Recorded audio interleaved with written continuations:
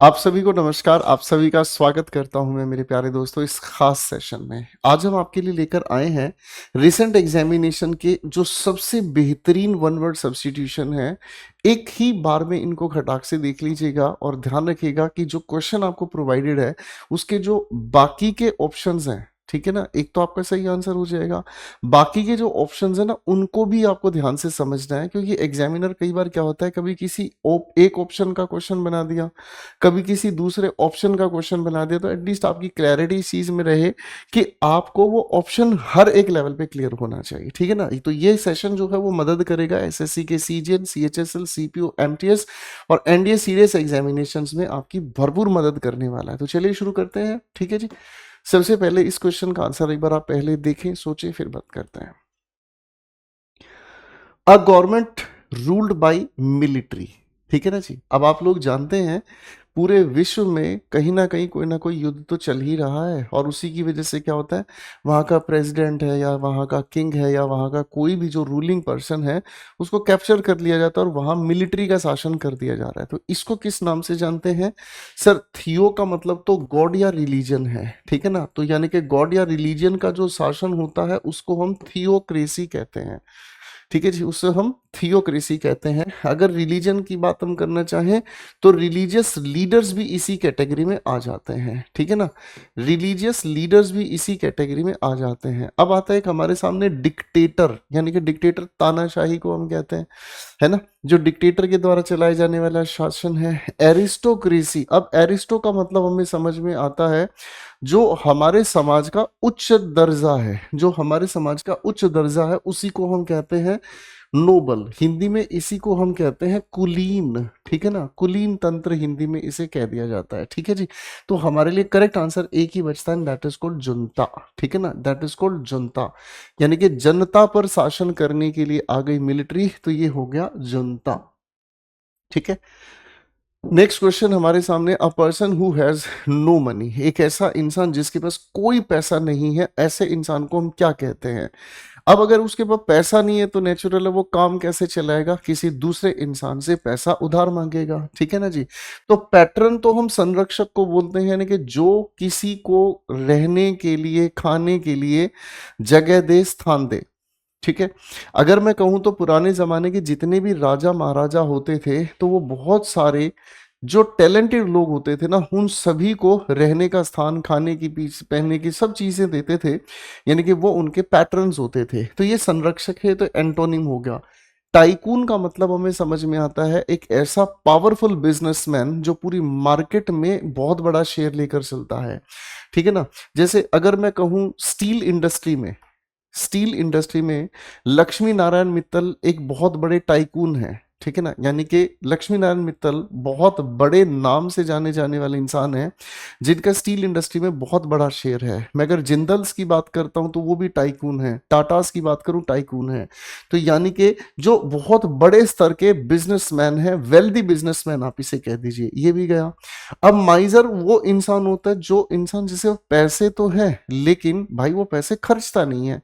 आपका दोस्त मैं जानता हूं जो पैसे तो है लेकिन कहीं घूमने फिरने जाए, ट्रिप पे जाए, पैसे नहीं निकलते जेब से, तो ये वो माइजर इंसान है। तो बचा हमारे पास एक ही correct answer, and that is called Popper, ठीक है ना जी। ये वो गरीब इंसान है जो पैसे उधार मांग के अपनी जिंदगी चलाता है, खुद का पैसा इसके पास नहीं है।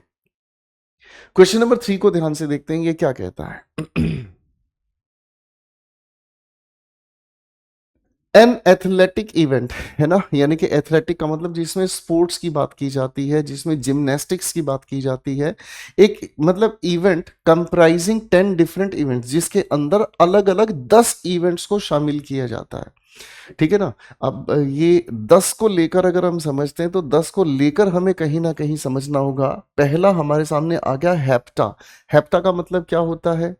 ठीक है, हैप्टा का मतलब होता है 7, यानी कि जहां 7 इवेंट्स होते हैं।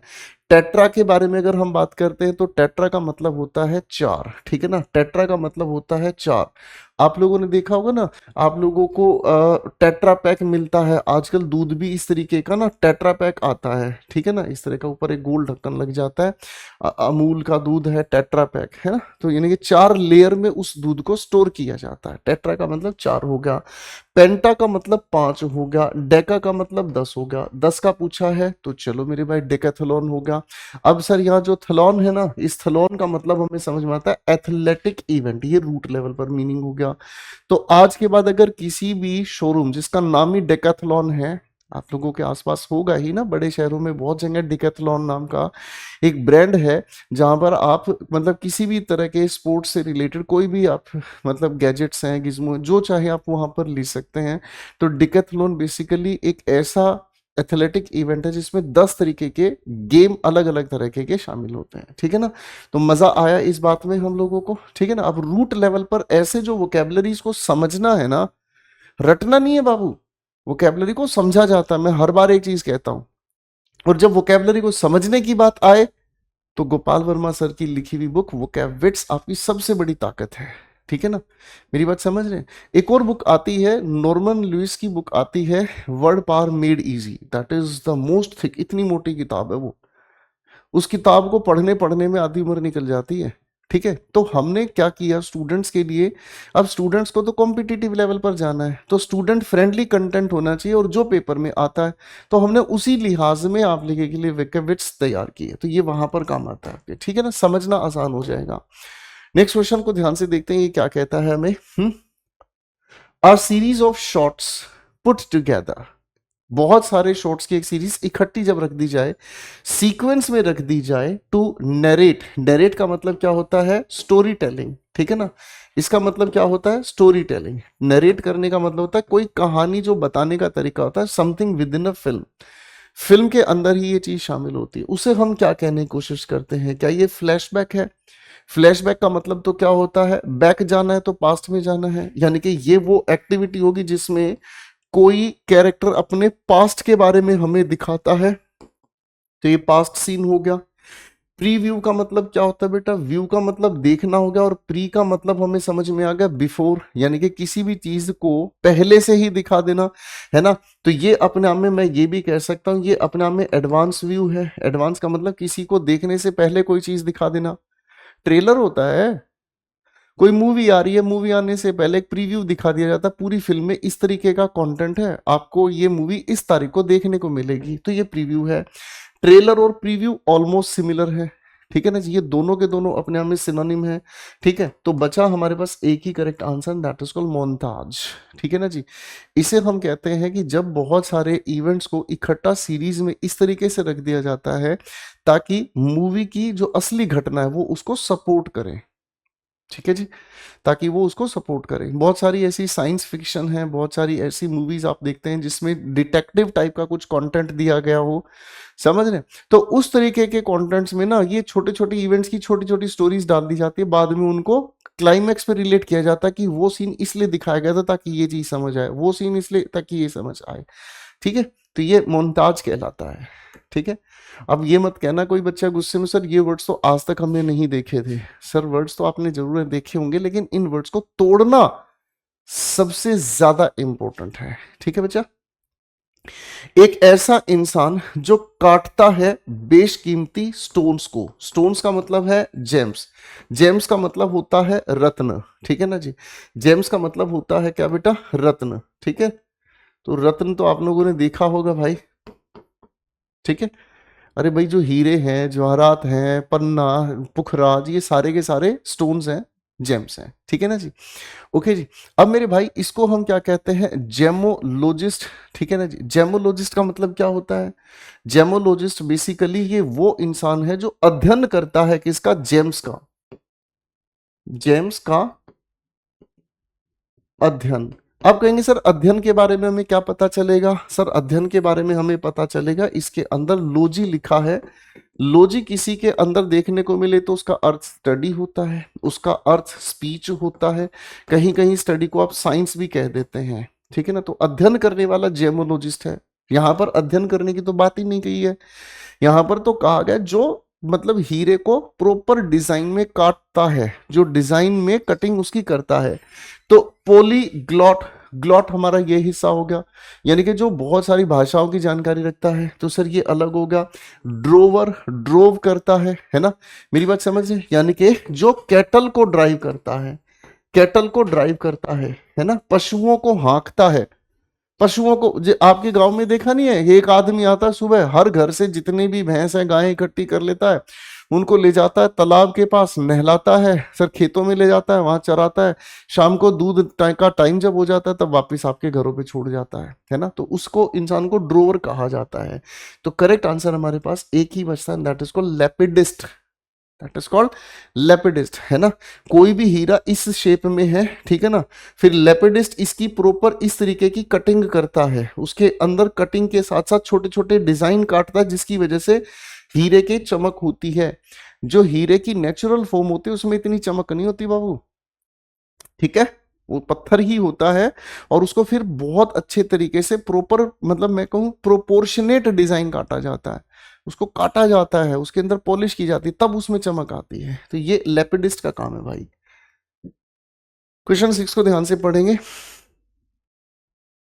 इसे हम कहते हैं स्टडी ऑफ माउंटेन्स।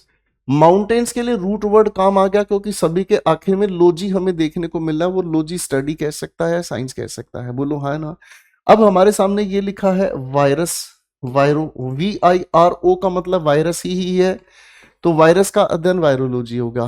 कोविड-19 जब आया तो सबसे ज्यादा इन्हीं लोगों ने मेहनत की थी, बोलो हाँ या ना, ठीक है। माइका क्या होती है? माइका होती है जो फंगस होती है, मेरी बात समझ रहे? आपके घर में जो लकड़ी के आइटम्स हैं, ठीक है ना, लकड़ी की जो चीजें आपके घर में हैं, उनके ऊपर माइका लगा दी जाती है। किस लिए माइका लगा दी जाती है? ताकि टर्माइट्स, ताकि जो कीड़े हैं, ठीक है ना, वो उसको खराब ना करे, उसके ऊपर फंगस ना लगे, ठीक है ना, सीलन ना आए, जो नमी होती है लकड़ी में। तो ये माइका मीन्स फंगी से बचाने वाला। अब हमारे सामने आता है एंटोमो। एंटोमो का मतलब क्या होता है बेटा? एंटोमो का रूट लेवल पर मीनिंग होता है इंसेक्ट्स, ठीक है जी। तो हमारे सामने तो माउंटेन्स है, तो ओरो, ओरो का मतलब होता है माउंटेन्स। रूट लेवल पे ही क्वेश्चन को तोड़ दिया। तो माउंटेन्स का अध्ययन हमारे सामने कौन सा होगा मेरे बच्चों? ओरोलॉजी। बहुत प्यारा सवाल है, एग्जाम में आएगा, पूरा ध्यान रखेगा। The art of motion picture photography, the art of motion picture photography, तो इसका मतलब क्या होता है पहले मैं आपको समझा देता हूं। इसका मतलब क्या है बताओ? तो आप कहेंगे सर इसका मतलब होता है मूविंग पिक्चर्स। मूविंग पिक्चर्स को जब शॉर्ट में किया तब ये मूवी बना है, ठीक है ना। अब इसी मूवी का मतलब हमें क्या समझ में आता है? Moving pictures. और मूविंग पिक्चर्स को अगर आप ध्यान से समझे तो ये मोशन पिक्चर्स होती हैं, यानी कि ऐसी पिक्चर्स जिसके अंदर किसी मूवमेंट को रिकॉर्ड किया जाता है, या एक जैसी पिक्चर्स को जब लगातार मूव किया जाता है, आपके सामने से हटाया जाता है, तो उसके अंदर एक मूवमेंट आपको देखने को मिलेगा, ठीक है ना जी। आपको उसके अंदर एक मूवमेंट देखने को मिलेगा। तो कैलीग्राफी, कैली का मतलब तो होता है क्या चीज? सुंदर, ठीक है ना। इसको अगर मैं शॉर्ट में कहूं तो ये ब्यूटीफुल हो गया, राइटिंग कैलीग्राफी है ना जी। आपका नाम अंकित है, आपने बहुत ही सुंदर तरीके से अपना नाम लिख दिया, तो ये क्या है? कैलीग्राफी है, ठीक है ना जी। फोटो, फोटो का मतलब तो लाइट होता है रूट लेवल पर। तो जो रोशनी के जरिए कोई चीज बनाती है वो फोटोग्राफी है। ये आपके सामने नेगेटिव है। नेगेटिव वो फिल्म होती है जो कैमरा के अंदर डलती है, ठीक है ना। आपने जैसे ही रोशनी खोली इसके सामने, सामने जो भी था उसकी चित्र बन गया खटाक से, ठीक है ना। ये फोटोग्राफी है, ठीक है ना जी। मेरी बात समझ? आर्ट ऑफ टेकिंग फोटोग्राफ्स कह लीजिएगा, आर्ट ऑफ टेकिंग फोटोग्राफ्स। हालांकि इसकी डेफिनेशन थोड़ी अलग है। फोटो रूट लेवल पर लाइट को कहता है। अब लिथो का मतलब क्या होता है मेरे बच्चे? लिथो का मतलब हमें समझ में आता है जब हम किसी भी चीज को छापते हैं, तो लिथोग्राफी का प्रिंटिंग से रिलेटेड हो गया। अब आप कहेंगे सारे खत्म, तो सर सिनेमा से ही तो बच गया, है ना जी, सिनेमेटोग्राफी।